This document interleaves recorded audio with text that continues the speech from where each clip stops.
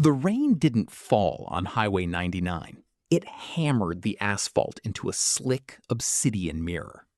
At twilight, the world was a jagged blur of gray and neon, and in the center of that chaos sat a $150,000 Italian GT, its engine dead, its hazards blinking like a frantic heartbeat.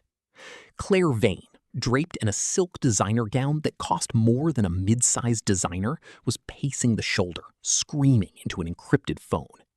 Her high-stakes meeting was starting in 30 minutes, and her empire was currently stalled in the mud. Then came the noise, the low, rhythmic rumble of a 1998 diesel truck, its fenders caked in river silt. It pulled over with a heavy sigh of air brakes.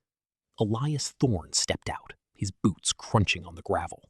He wore a faded canvas jacket, and his hands, though wiped clean, carried the permanent shadows of motor oil under the fingernails. Claire didn't see a savior. She saw a threat to her upholstery. "I need a professional mechanic, not a hitchhiker," she snapped, not even lowering her phone. "Don't you dare touch the paint. Just keep moving." Elias didn't look at her. He tilted his head, listening to the hissing steam from the hood. The computer dashboard said, "out of fuel," but Elias heard the truth. "Your software lies to you," Elias said, his voice a terrifying calm. "The fuel rail just cracked. You have exactly 5 minutes before this engine becomes a bonfire. Choose how to spend them." The day had started with a different kind of pressure, not the hydrostatic kind that Elias was used to measuring in deep-sea habitats, but the social kind that made his collar feel 3 sizes too small. He sat in his sister Jenny's kitchen, staring at a cup of black coffee like it contained the blueprints for a disaster. Jenny was leaning against the counter, giving him the look she reserved for when he forgot to change the oil in her sedan. She had been talking for 10 minutes about a woman named Claire. Apparently, Claire was a high-level consultant, a woman who lived in glass towers and spoke the language of quarterly earnings. Jenny believed that this high-society heiress was the perfect match, someone who could pull Elias out of his self-imposed isolation and remind him that life existed outside of a workshop. Elias, however, knew better. He knew that people like Claire viewed the world from the top down, never understanding the gritty mechanics required to keep it upright. To Jenny, it was the chance Elias needed to finally get back out there after 5 years of living like a monk. To Elias, it sounded like a slow-motion car wreck. He had spent his life in the company of men who measured their worth in torque. He didn't understand people who had never felt the bite of cold steel against their palms. He tried to explain this to Jenny, but she just pointed at his clothes. He was wearing a simple flannel shirt and his best pair of jeans. It was a costume of nice that still couldn't hide the scars on his knuckles or the way his shoulders filled a room. He left the house with a sense of impending doom, the engine of his truck the only thing offering a familiar rhythm as he pulled onto the highway. The rain began 40 miles outside the city, a relentless deluge that turned the evening into a landscape of gray watercolor. Elias was driving with the steady gaze of a man who navigated by instinct. He saw the Italian sports car long before he reached it. It was a jagged shape of silver, looking utterly out of place on the muddy shoulder of the mountain pass. As he pulled over, the air brakes of his heavy truck hissed a warning to the storm. He stepped out, the rain instantly soaking through his flannel, and walked toward the woman standing by the steaming hood. She was a vision of expensive fragility, her designer gown plastered to her frame. She looked at him, and Elias felt the familiar sting of class warfare before she even opened her mouth. "I already called the concierge service," she shouted over the roar of the rain, her voice sharp with a practiced, elitist impatience. She looked at his truck, a battered beast of utility, and then back at his grease-stained jacket with an expression of pure, unfiltered revulsion. She didn't see the man who had redesigning cooling systems for aircraft. She only saw a man who didn't belong on her road. She believed that her status was a shield. completely unaware that the rain soaked everyone equally. I don't need a tow from a junk collector. I need a technician who actually knows how to handle a computerized ignition system. Stand back from the car. You're tracking mud onto the floor mats. Elias didn't flinch. He had been mocked by generals and billionaire contractors. A stranded socialite was barely noise. He looked past her at the engine bay, his ears filtering out her insults to catch the specific skip of the fuel pump. "The concierge is an hour away, and the storm is closing the pass," Elias said, his voice a low rumble. "And your computerized ignition isn't the problem. You've got a hairline fracture in the high-pressure fuel rail. If you keep trying to crank that starter, the vapors are going to ignite. You won't need a technician then. You'll need a fire crew." She laughed, a jagged, brittle sound. "A fuel rail? You're guessing. I'm certainly not going to let a man with a cluttered truck and low-rent tools touch a machine that costs more than his entire life's earnings. Just keep moving, hitchhiker. I'm waiting for someone with a suit and a real certification." Elias looked at her and saw the cold arrogance that he had dreaded all morning. She treated him like an invisible servant, a biological piece of the landscape that was only there to be used. She didn't see the master mechanic who had once redesigned cooling systems for stealth aircraft. Elias reached into his truck, pulling out a waterproof flashlight and a roll of industrial heat tape. He didn't ask for permission. He stepped into the engine bay, his hands moving with a surgical grace. He ignored her threats, focusing entirely on the truth of the metal. She continued to mock his appearance, unaware that the man she was belittling was the only thing standing between her and a total loss. He worked in the silence of his own expertise as he prepared to fix a world that didn't even know he was there. He didn't need her gratitude. He didn't need her validation. He was a man who belonged to the cold reality of physics and the uncompromising laws of mechanical stress. While she shouted, he listened. While she mocked his clothes, he saved her life's ambition from turning into a charred wreck of expensive upholstery and melting plastic. The ghost in the machine. The return to the East District always felt like a slow descent from a world of glass into a universe of rust. The glittering skyline of the city, dominated by the Vane Towers, faded into the salt-eroded brick of the harbor. Elias Thorne's apartment was on the 3rd floor, situated directly above a bakery that smelled of burnt sugar and old yeast. It was a space of 40-degree corners and creaking floorboards, but inside the door, it was a fortress of order. Elias had spent a decade in the claustrophobic confines of aircraft hangars and deep-sea habitats. He knew that in a small space, disorder was a safety hazard. As he turned the key in the deadbolt, he was greeted by the soft, rhythmic sound of a child's breathing. Elias Thorne called out, his voice dropping into a low, gentle rumble. A 7-year-old girl with eyes the color of a shallow reef looked up from the kitchen table. Her hair was pulled back into messy pigtails, and she was hunched over a drawing of a pressurized turbine. She had Elias's focus, the kind of intense, unblinking concentration that most adults never manage to achieve. She looked up at her father. "Hi, Dad," she said, her voice carrying a quiet stillness. "Did Jenny make you wear the nice shirt?" Elias walked over and kissed the top of her head. He felt a familiar, sharp ache in his chest, a pressure no decompression chamber could ever bleed off. "She tried," he said, sitting in the heavy wooden chair across from her. The rain had other ideas. He looked at his daughter and saw the ghost of the woman who had made this life possible.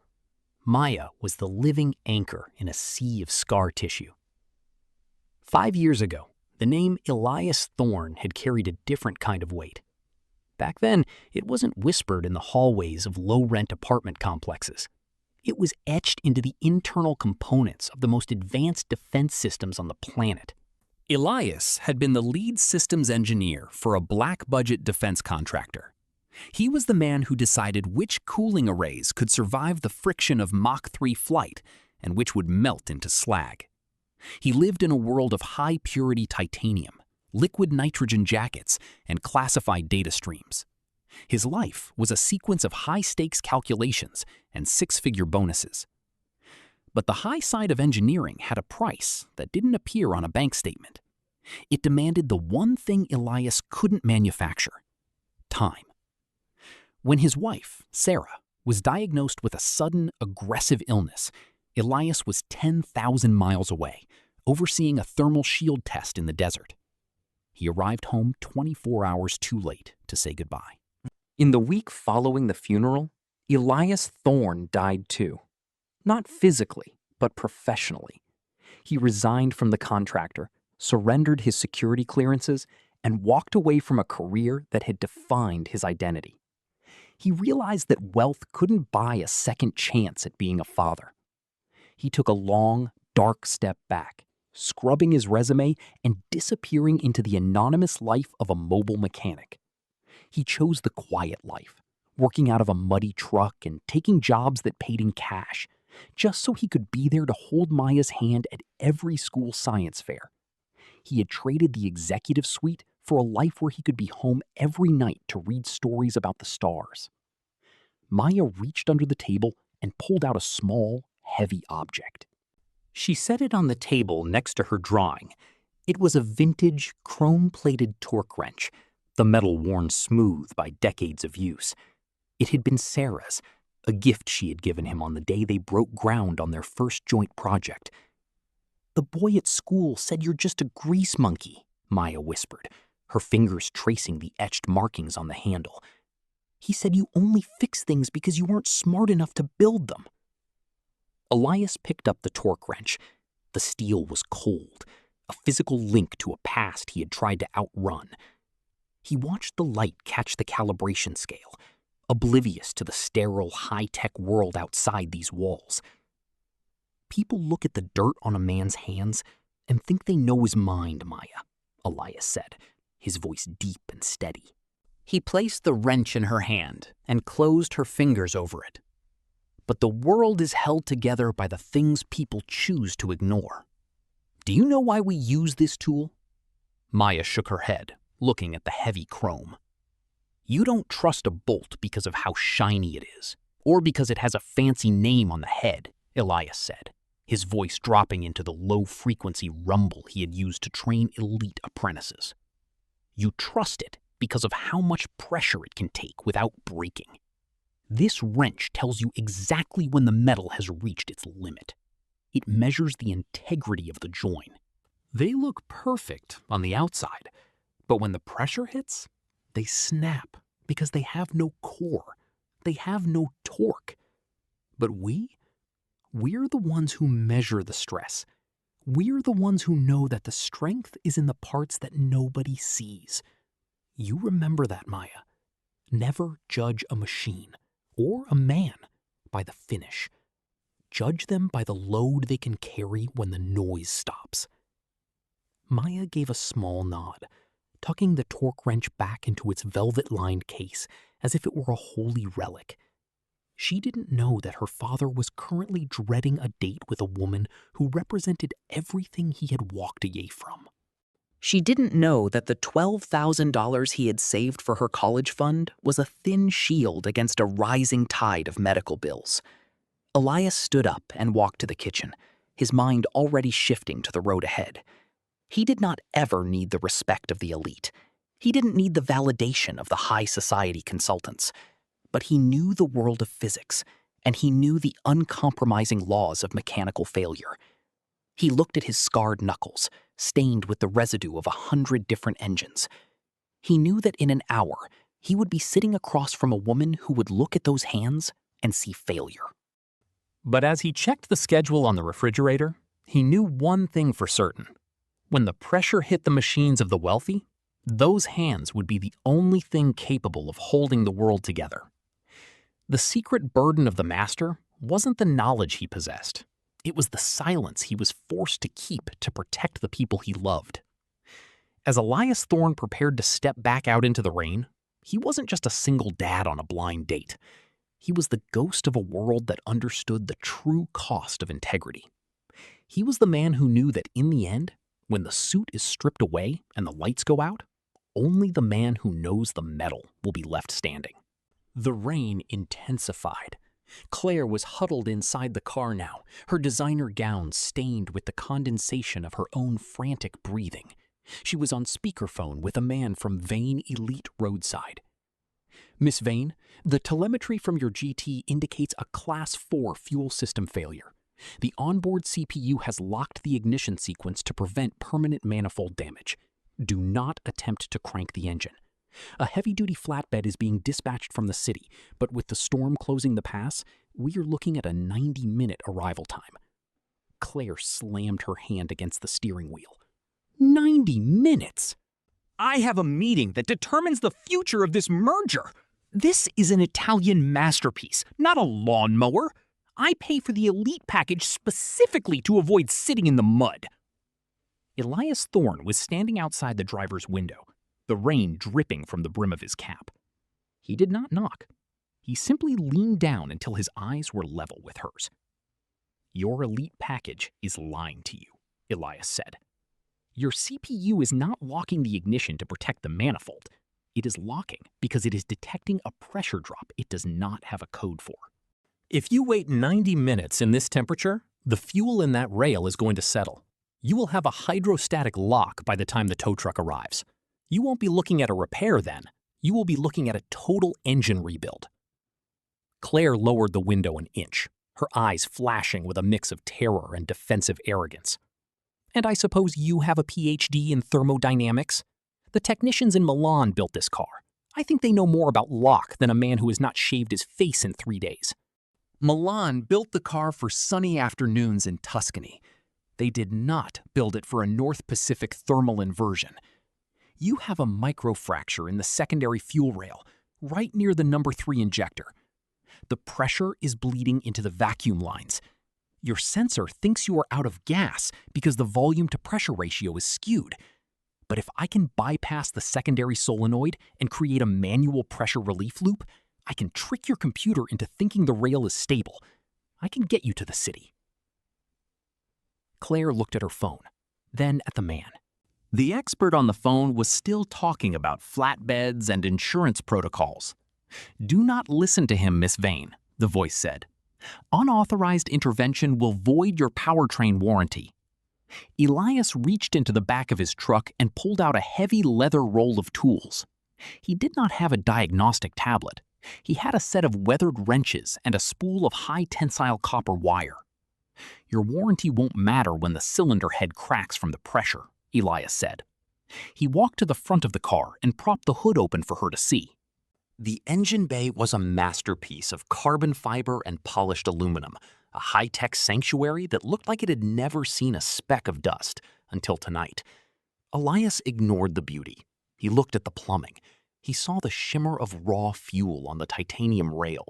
He worked with a speed that was surgical, his hands moving through the cramped, hot space of the V12 with a familiarity that suggested he could do this blindfolded. He was not using a manual. He was using the map of physics he carried in his mind to find the faulty solenoid. It was a plastic-housed gate that the computer used to regulate flow. It was stuck, jammed by the microscopic debris from the cracked rail. Elias took a piece of his copper wire and fashioned a field bypass, a crude but effective mechanical bridge that forced the solenoid into the open position. He stripped the insulation with his teeth, his fingers never trembling despite the freezing rain. He grounded the wire against the subframe, creating a manual circuit that bypassed the computer's lockout command. He stood back, his face a mask of grease. "Crank it," he said to the woman inside. Claire hesitated, her hand trembling. She reached for the start button. "The man on the phone said—" "The man on the phone is looking at a screen in a heated office," Elias interrupted. "I am looking at the metal. Crank it." She pressed the button. For a second, the starter groaned, a heavy, rhythmic laboring against the cold. Then the engine caught.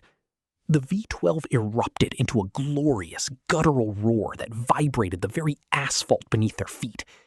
The out-of-fuel warning on the dashboard flickered and died. replaced by a steady green light on the console display. The mechanical heart of the Italian GT was beating again, saved by a piece of wire and a man who understood the load. Claire sat in the driver's seat, the shock of the sound finally breaking through her elitist armor. She looked at the dashboard, then out at Elias. The engine was idling perfectly. She should have been grateful. She should have seen the master standing in the mud. Instead, the old habits returned. The need to re-establish the status she felt she had lost. She reached into her clutch and pulled out a crisp, slightly crumpled $50 bill. She lowered the window, holding the money out into the rain. "I suppose that was impressive, in a primitive sort of way," she said, her voice regaining its sharp edge. "Take this. It should cover the cost of your wire and a wash for that truck of yours. I will make sure to mention to the concierge that you were not entirely useless." Elias looked at the $50 bill. He did not reach for it. He did not even look insulted. He just looked tired. He wiped his hands on a rag, the motor oil staining the fabric dark. "I do not charge for help, Claire," Elias said, using her name for the first time, his voice a low rumble. "I charge for work. And what I just did was not work. It was a favor for the car, not for you. The metal deserves to run. You just happen to be the one sitting in the seat." He walked back to his truck, the mud splashing against his boots. He climbed into the cab. He rolled his window down one last time, looking at the woman in the silk gown who sat in the silver sports car. "You should get moving," Elias said. "That bypass will hold for 50 miles, but not an inch more, and you are currently late for something I already did not want to do." He pulled the truck back onto the highway, the heavy tires gripping the slick road as he disappeared into the gray veil of the storm. He only knew that in the end, when the suit is stripped away, the only thing that matters is the integrity of the person holding the wrench. True strength does not need to show off. It simply waits for the machine to stop. The Belvedere sat atop the city's highest ridge like a crown made of obsidian and arrogance. It was the kind of establishment where the air was filtered to remove the scent of the common man, and the lighting was calibrated to hide the true age of the patrons. Outside, the valet line was a shimmering parade of German engineering and Italian flair. When Elias Thorne's rusted diesel truck rumbled into the circular drive, the sound was like a gunshot in a library. He didn't wait for a valet. He pulled the emergency brake, the metallic groan echoing off the stone walls, and stepped out into the dying rain. His flannel shirt was soaked, a dark stain of motor oil bloomed across his shoulder, and his boots carried the mud of Highway 99. To the people in the lobby, he was a glitch in a perfect system. He walked through the heavy glass doors, his presence instantly dropping the temperature in the foyer. The maitre d', a man named Julian, whose posture suggested he had a steel rod for a spine, moved to block his path with the efficiency of a riot policeman. Julian looked at Elias's scarred knuckles and the damp denim of his jeans with a look of profound physical pain. "The loading dock is in the rear, sir," Julian said, his voice a low-frequency hum of practice dismissal. "We aren't expecting any deliveries of scrap metal this evening." Elias didn't flinch. He wiped a stray drop of rain from his brow, leaving a faint gray smear of graphite behind. "I'm not a delivery, Julian," Elias said, his voice a low rumble that vibrated the crystal vases on the side tables. "I have a reservation for 2. Thorne." Julian's lip curled. He didn't check the tablet. He didn't need to. He knew that people named Thorne who wore flannel didn't belong in the Belvedere. "I'm afraid there has been a mistake. Perhaps you meant the diner down the hill? This is a private dining experience for those who appreciate the finer things." Elias stepped closer, his shadow swallowing the smaller man. "Check the name. Jenny Thorne. Table 7. Julian's eyes flickered to the screen. His spine seemed to stiffen even further as the name appeared in the gold-shaded priority list. "Mr. Thorne," he whispered, the name tasting like ash in his mouth. I see. However, we do have a dress code. I'm afraid I cannot permit you entry in this current state. The woman I'm meeting is already here, isn't she? Elias interrupted.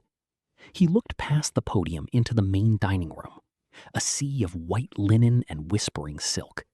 He saw her immediately. Table 7. She had arrived just minutes before him, her silver GT likely parked in the VIP bay. She was sitting with her back to the entrance, her designer gown now dry but carrying the memory of the storm. Elias didn't wait for Julian to finish his lecture on sartorial standards.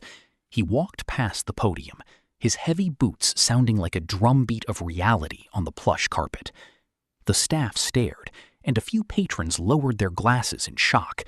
But Elias Thorne moved with the quiet gravity of a man who owned the ground beneath his feet. As he reached the table, the air in the immediate vicinity seemed to thicken. Claire Vane was looking at the wine list, her face a mask of bored perfection.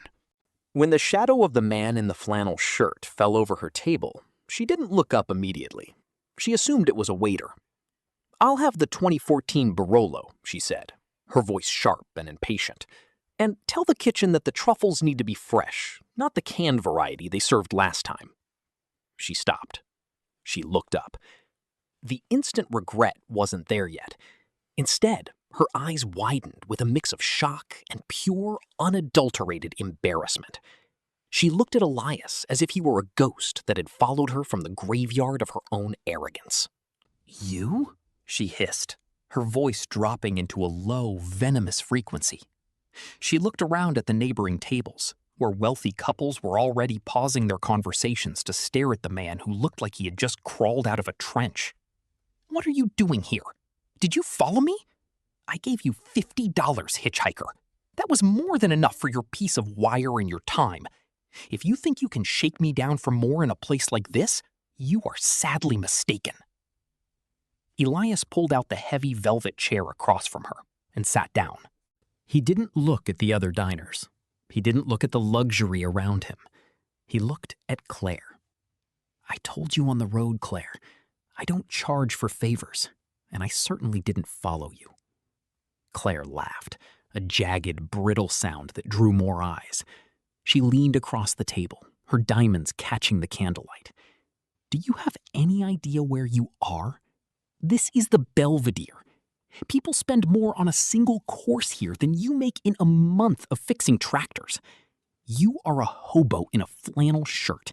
You tracked mud onto this carpet, and now you're sitting at my table pretending you belong here?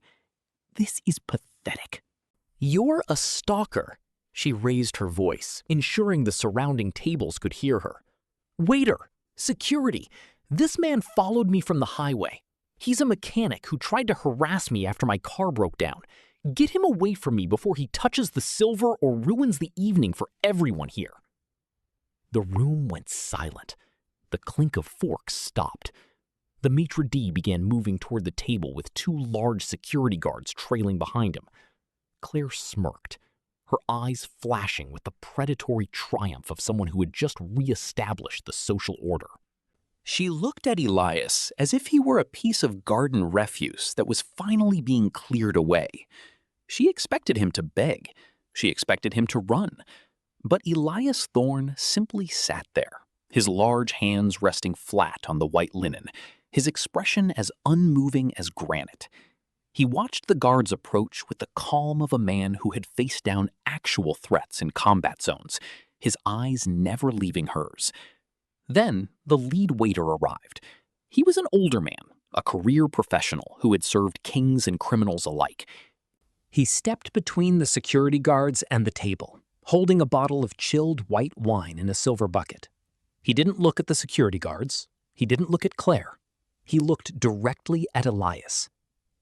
"Good evening, Mr. Thorne," the waiter said, his voice carrying a resonant, natural authority that bypassed the noise. "We were beginning to worry the storm had delayed you. Your sister, Jenny, called 10 minutes ago to ensure everything was ready." He bowed slightly, a gesture of genuine, earned respect that made the maitre d' freeze in his tracks. Shall I bring the 2005